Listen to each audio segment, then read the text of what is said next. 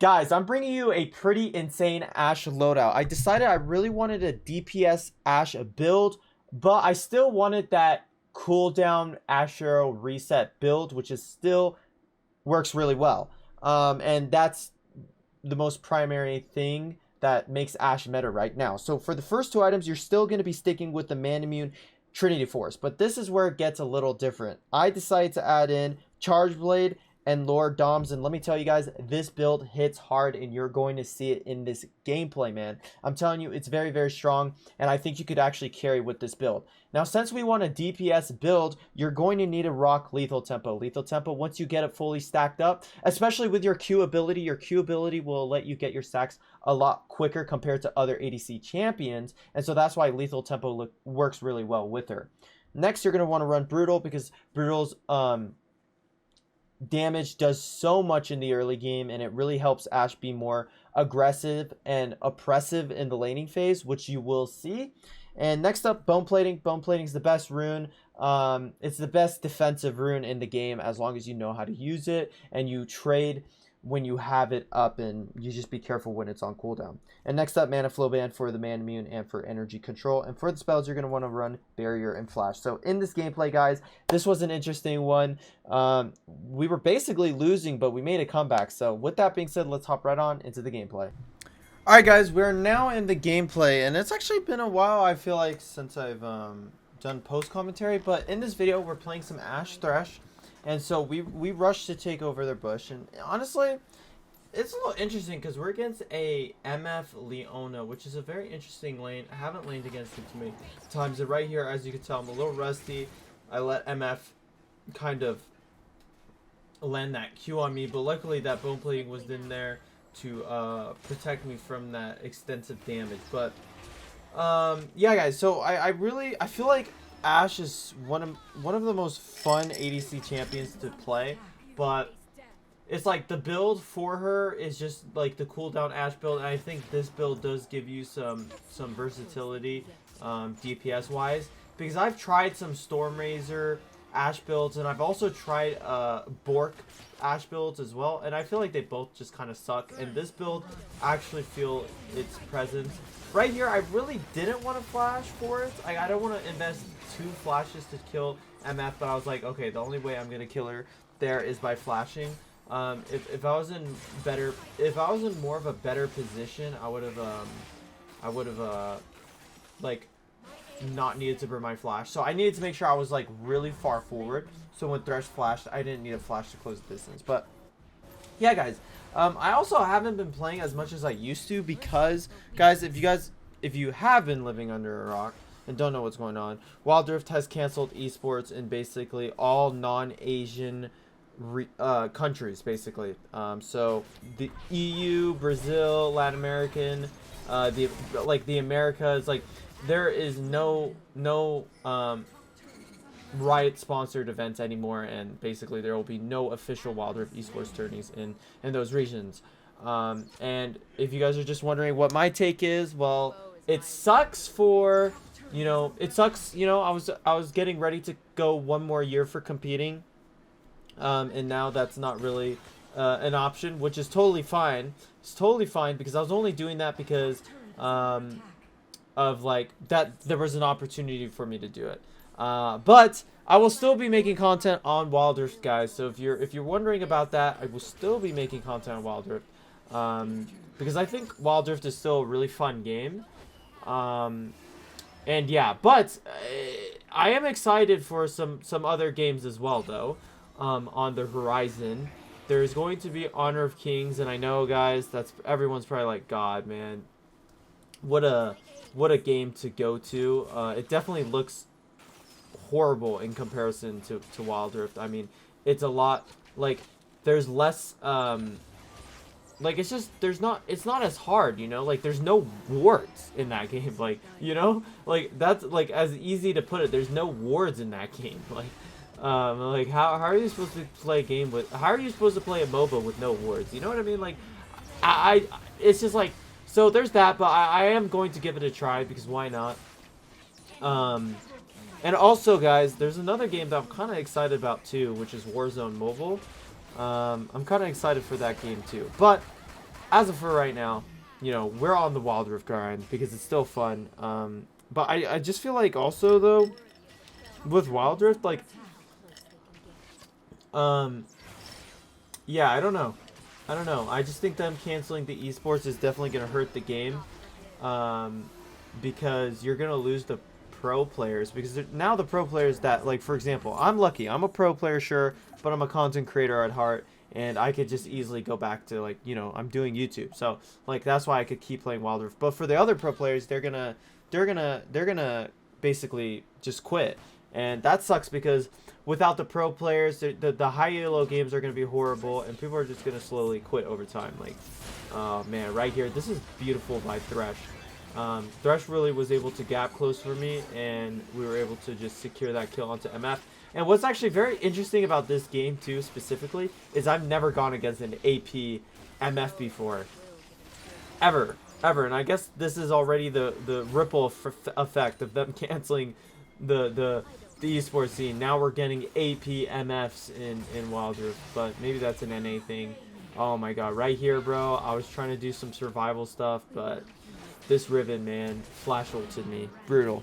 Brutal. That is extremely brutal right there. Boom, wow. That's actually crazy. Boom, Timo at least gets that kill, recovers it for us, but yeah, so in this game, our top jungle and mid aren't doing the best. As you can see, our Gwen 0-3. I don't think I've ever had a Gwen that actually played good on Gwen in Baron lane, unless it's like someone I know. But the nice thing with this Ashe build, see, I would be panicking if I was going like just the reset build, or if I was going the Imperial Mandate build. That build is actually a really good build too, but not the best for rank. But it is usable in trio queue, okay? But if you're in solo queue, you do not want to use that build, and even in duo queue, you do not want to use that build. So right here, I'm looking for an ultimate angle. I landed on Riven, but look at that tenacity. And as an ADC, I can only auto attack once I feel safe, and right here, I do feel safe to start outputting some damage. Boom, boom, and I'm like, guys, they're so low. Boom, boom. Timo takes my kill. Now, I don't waste any time to chase, because I'm going to go capture this gold bot here. And I also want to take this time to get some more plates before the plates run out, because this turret has one more plate for me to get. And so I really wanted to make sure that I get this plate and not over chase. And as you can see, dude, that Vayne is getting quite fed, and I was definitely worried about it during the game. I was like, oh god. I don't know how this is going to turn out. I was just ulting right there to just keep poking. Boom, because I knew I couldn't kill MF. I saw someone right here, and I was like, I gotta run out. The Leona was trying to catch me, and as an Ashe, you're very immobile, just like Varus. But at least, actually, Varus and Ashe have basically the same mobility. I mean, and the funny part is both Varus and Ashe's ult is very similar. I mean, Varus is just roots and Ashe just stuns, but it's basically your only way of survival. Now, the one caveat is that Ashe can slow with her W, but I mean, then again, Varus can slow with his E. So, I mean, I guess they're really truly are both immobile in the same way. So, when you're playing champs like Ashe and Varus, for example, you really need to prioritize your positioning if you do want to end up doing any type of damage without getting caught. And right here, I was going to try to take the turret without minions, but I was like, I don't think I'm strong enough. And boom, I see Riven here, and I'm like, I'm really strong, actually. Like, this guy cannot 1v1 me. So what I do is I just push really deep, really far forward, because I also know since MF's dead, the rest of Riven's teammates are just pushing towards our Kayn and Gwen. Now, we can't hit this turret because, like I said, like Ashe is very immobile, so we need to just start resetting and shopping. Here, I think my reset gets canceled by, yeah, like, come on. That is ridiculous. Right here, I decided to just shoot an ult for freaking who knows why. Did I even land this? Doosh, I did. Cross map ult, baby. Cross map ult. At least we landed it, you know? Just practicing it. Boom. Boom. Yeah, I mean, whew, we're just smurfing it. We're just smurfing it. Coming back to mid now. What I really want to do is take that top turret. But the thing is it is pretty hard here because, like, I'm not at a really fed state yet, but this Vayne looks really caught. So I end up just Ashe ulting him. But the crazy part is Thresh lands pull before I even Ashe ult, I think. And that really allows us to set up for the kill there. And that was huge because Vayne was also double buff. So Vayne just died, like, literally at the worst time. And plus this opens up the map here because we get the mid turret.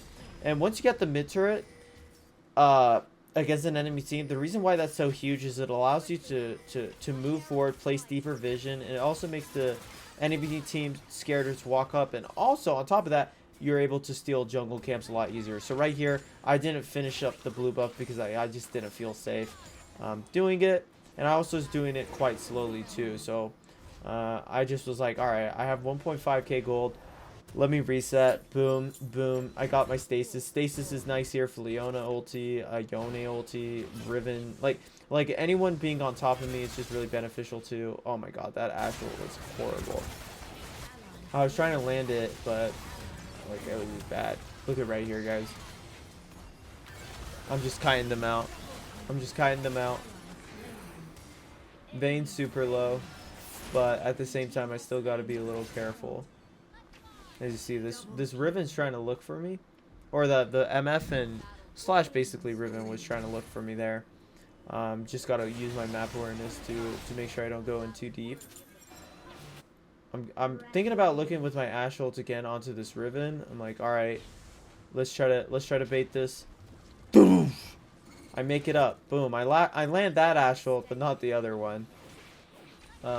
I can't lie, the most tilting thing in this game is missing an Ashe ult, like as an ADC. I don't like missing Varus ults either. I'm trying to think what other ADCs just fair.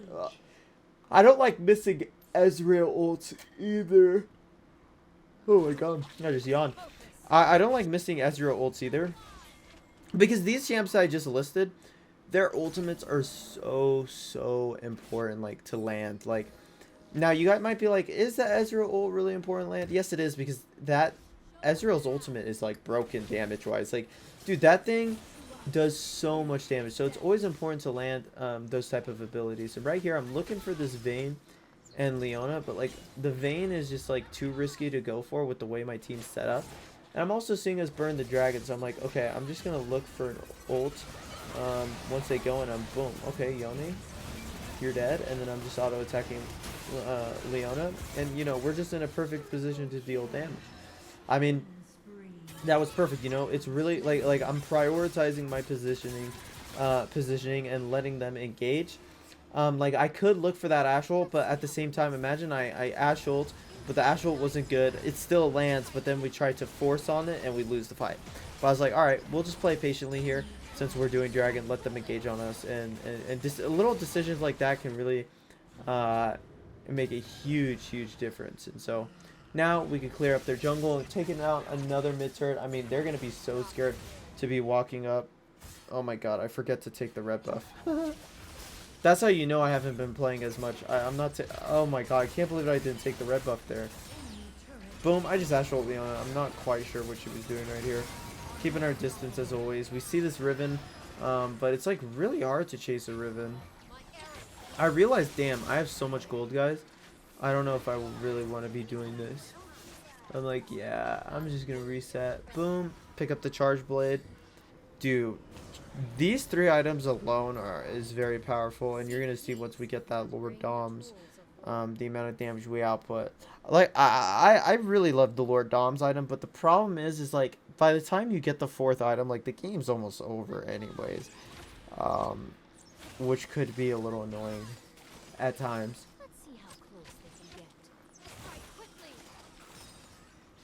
I'm kind of looking on the map where to snipe somewhere again. But like also, you know, it's not like we have a lot of burst damage. Like we got a Teemo, and like you know, it takes time till Gwen starts doing damage. But right here, this Riven was really overextended, and I was like, wow, okay. I didn't flash for the Riven because I didn't want to over chase. But we ended up burning his flash, which is really worth it for us. Because like, you know, I didn't need to use anything. So that's why, because it would have been bad if I flashed and like he just flashed away. And, you know, that's just bad because now we're both out flashes and he didn't die. But in this case, he didn't die. He flashed out and I still have my flash. So right here, I'm zoning them for mid so we can continuously ARAM. When I hit a minion right there, I thought that that was a person. So I was like kind of looking at that area. But MF just ults the wave. This AP MF. That's crazy. I've never ran into an AP MF in like forever.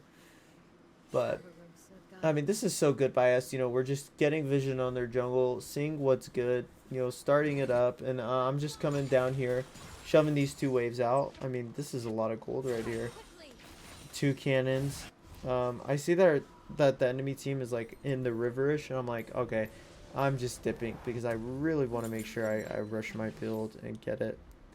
But as you can see, this AP MF build is just... It's just disgusting. I mean, he has Leandries and then one of the newer items. I don't know what he was thinking with that build, bro. And I keep yawning, bro. The MF tried to flash. Guys, if you want to flash an Ashe ult, do not flash straight forward, like, or straight backwards or straight in. You want to flash to the sides. And that gives you the best chance of survival. And so right here, I mean, I'm just in such a safe spot. I see this Vayne, but I'm like, okay, I'm getting my Ashe ult soon, so I kind of want to wait a bit. I see the Yone. I wish I got the Yone kill. This Vayne thinks she can kill me, but she cannot. She cannot kill me. Not even close to killing me there. And boom, I take the reset. This reset is fairly good here. I'm able to completely complete my build here. I didn't go for the end here, which you could say is a little like toxic of me, but it's honestly because I want to show you guys getting these items. Like, that's why I really didn't want to end there, so I could get another team fight for you guys. But this decision actually costs the game to last like another 2 minutes, unfortunately. But then you could really see these items in action, right? Because like I said, like this build, once you get these 4 damage items, I mean, with Lethal Tempo, I mean, like you would assume Ashe's damage falls off in the late game, but not once you see this. Not once you see this. I mean, you could already see how much damage we're doing just on the minions alone. And I think it also kind of helps here that we like have 3 dragons, or that we have 2 dragons and we're about to get our 3rd. And so right here, as you can see, we're kind of looking at the entrance again. You know, I'm applying vision, but I don't want to overextend while I'm doing that. So what I decide to do is just burn dragon because I'm like, bro, it's so low. I was thinking like maybe I could just ult Leona because she was like just walking up alone, but I just decided to ult Leona here because of how overextended they are. And since I don't have my flash, I mean, I can't really do anything too crazy to chase them with. So we end up just kind of running to their base, like getting vision, clearing out the waves, and then like clearing out their jungle. And this is just a classic, you know, snowball strategy. Especially since their comp, I mean, you know, Vayne is a very powerful late game carry, but it's like, it's also hard for Vayne to play against a Thresh Ashe that's good because we're going to be CCing her. And also, Teemo is so cancerous against Vayne, guys. Like, Teemo is so cancerous against Teemo. Or Teemo's so cancerous against Vayne because of the blinding that Teemo can do. We just burned this Baron fast. Boom. And guys, I promise you, watch this next team fight. I'm getting ready for Vayne. I'm not using my ult 2 right away because I'm waiting for Vayne to use her tumble, right? Because we don't want her to tumble out of my ult. We see so many people overextended here. It's like, what's going on? They could just do that because we were like chasing the Vayne. Now right here I choose not to reset because like I'm so strong, like I really don't need to reset. So I'm kind of just looking around at what's going on. and just keep pushing lanes, because with Baron, basically what you do is you want to shove all 3 lanes and then shift to the side that's doing good. And so right here I was trying to go on Ashe, but look at my damage to Vayne. Like, I just 1v1 the Vayne. Boom, boom, I flash, boom, boom, like dead. But that's not all. We're a little bit more hungrier. So we go on to this Leona. Look how much damage I'm doing, guys. Boom, and we steal that Leona kill right there.